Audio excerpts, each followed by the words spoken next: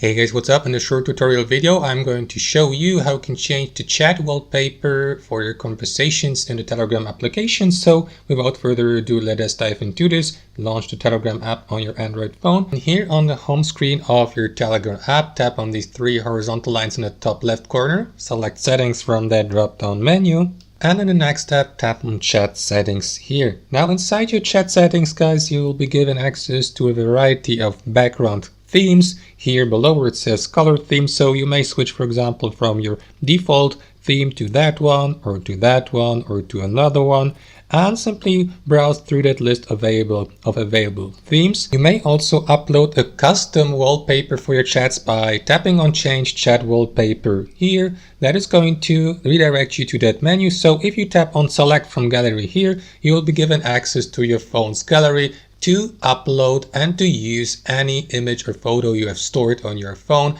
as your chat wallpaper. Alternatively, guys, you may use some of the chat wallpapers they feature here in the Telegram library. So let me switch, for example, from that one to this one, and I'm just going to apply the chat wallpaper for all of your conversations and chats on Telegram. And that's basically it. Thanks for watching. Have a fantastic day.